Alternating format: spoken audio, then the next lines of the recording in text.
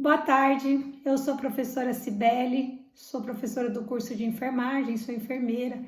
E aí eu queria conversar um pouquinho com vocês, só algumas ideias que a gente precisa pensar para essa reunião do CEP segunda-feira, que ajuda aí a definir o rumo, né, nosso dentro da universidade. Acho que duas coisas são muito importantes, assim, a compreensão dessa pandemia. Por quê? Aqueles que defendem volta às aulas presenciais ou acham que se a gente suspender por um tempo, daqui 2 meses tudo vai voltar ao normal, no meu entender, eles estão lendo a realidade de maneira equivocada. Eu entendo porque nós temos um contexto político que tem facilitado essa confusão, mas a pandemia, esse é causado por um vírus que nunca tivemos contato com ele é novo, ou seja, ele tem 7 bilhões de pessoas suscetíveis. É um vírus desconhecido, que causa danos em todos os órgãos do corpo, então já se sabe de sintoma neurológico, de pessoas que pegaram coronavírus depois de 15 dias desenvolve AVC, né, que é acidente vascular cerebral, em decorrência do vírus.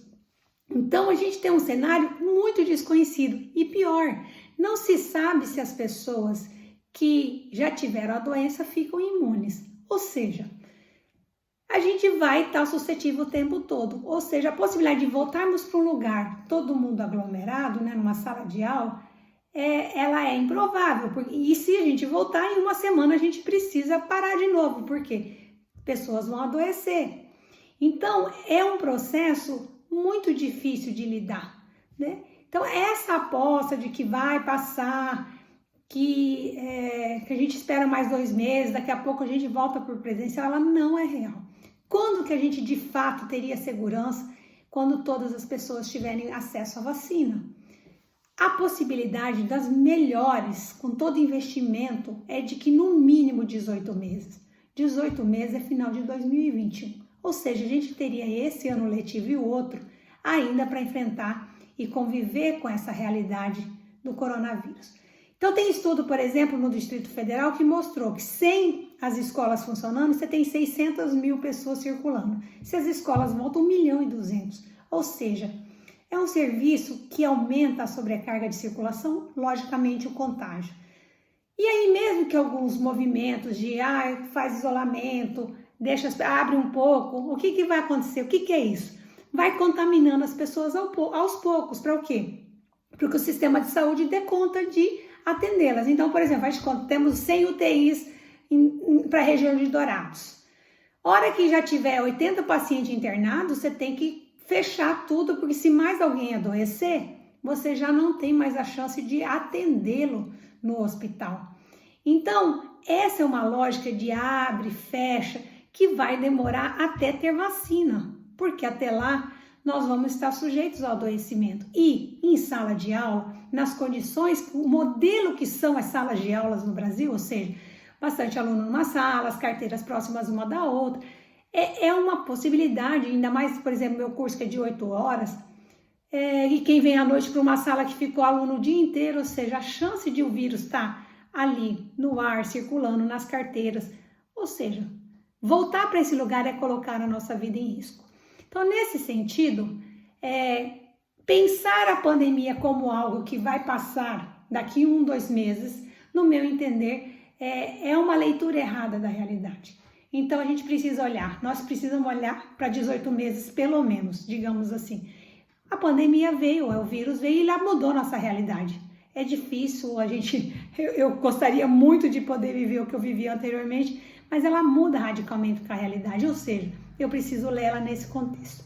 Então, nesse sentido, eu entendo que a suspensão total de aulas, ela não é viável, porque faz de conta, a gente suspende 3 meses, uma hora a gente vai falar, gente, não podemos suspender para sempre. Ou seja, uma hora a gente vai ter que fazer o enfrentamento, né? E não vai dar para presencial, pelo que eu falei antes, a pandemia vai continuar. E com o que está acontecendo hoje mesmo, o ministro pediu exoneração. Ou seja, a tendência é que, com uma falta de coordenação federal, o nosso caso no país agrave cada dia mais. Ou seja, o pico, a mortalidade, o colapso do sistema de saúde seja ainda mais grave do que deveria e poderia ser. Então, nesse sentido, essa não é uma possibilidade, digamos, real, né? A suspensão total por 18 meses, como que a gente vai fazer, né? Então, no meu entender, a possibilidade é modificar o modelo pedagógico, né? Não é o que vocês viveram. Porque o que aconteceu? A gente dormiu à noite dando aula presencial e vocês assistindo aula presencial. E amanhecemos num espaço virtual. Qual a chance de a gente, que fomos preparados e estamos, digamos, eu dou aula há 20 anos no modelo presencial, conseguir fazer uma linguagem adequada para esse espaço e tudo mais. Imagine, por exemplo, eu dou aula 8 horas, né? A enfermagem fica a tempo integral. Como que ele vai assistir o material tudo à distância durante 8 horas todos os dias? Então, isso é muito difícil. Então, a gente precisa repensar o modelo pedagógico, a oferta de disciplinas, ou seja, na educação à distância, que é a ideia, né? Quando as pessoas... O que quer dizer educação à distância? As pessoas que ensinam e aprendem não estão no mesmo espaço físico. Não quer dizer que elas estão longe uma das outras, né? Então, dizer que elas não ocupam o mesmo espaço físico. Por exemplo, quando eu dou aula e peço para o aluno ler um texto antes de vir, essa estratégia de ele ler o texto antes em casa é uma estratégia de educação à distância.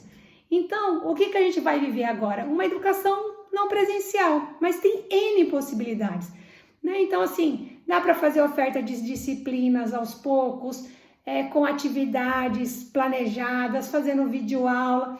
Não dá para transpor o que a gente vive no presencial para o virtual, o mundo mudou muito. A gente, por exemplo, eu que nunca cozinhei, né? Ficava o tempo todo na universidade, comia por lá, ou no restaurante, e de repente eu tenho que fazer 3 refeições, eu tenho um filho que está o dia todo em casa, um filho pequeno. Ou seja, a demanda de atividades aumenta e a gente não consegue ter ao mesmo tempo 8 horas para dedicar do mesmo jeito que tinha, porque outras coisas modificaram na vida. Então, esse é um desafio e eu acho que a gente pensar, que a gente precisa pensar a educação à distância nesse contexto, né? Não é um contexto que está dado, ou seja, eu não tenho como modificar a pandemia, mas pensar que eu posso trabalhar a universidade em parceria com os docentes, ter um tempo para o docente se formar, né? Capacitar para ele pensar numa ferramenta virtual, produzir videoaulas, os cursos desenharem as disciplinas, como que elas vão ficar nesse momento à distância, ou seja, algo planejado que foi o que nós não vivemos, mas claro, era novo para todo mundo, então é natural que essas coisas aconteçam. Então, eu vi algumas análises dizendo que muitos alunos não querem o EAD, eu entendo, mas não querem, no meu entender, aquele modelo que eles viveram esse 1 mês que a gente ficou em aula remota, né? Por quê? Porque ele era uma adaptação de quem não conhecia o que estava fazendo ainda. Então, era muito novo para a gente. Então, no meu entender, se a gente pensar num processo com planejamento, com capacitação para os alunos também das ferramentas, articulação com o governo e a universidade para acesso, né? Para a USP, por exemplo, fornecer o tablet com chip para os alunos.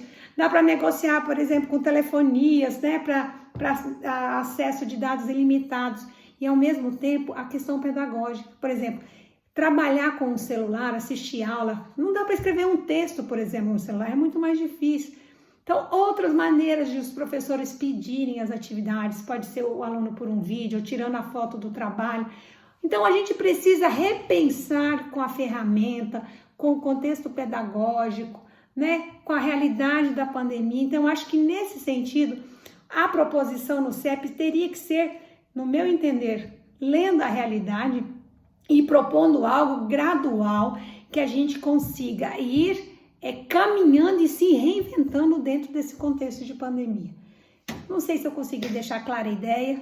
Bom debate. Obrigado por me escutarem. Boa tarde para vocês e boa discussão.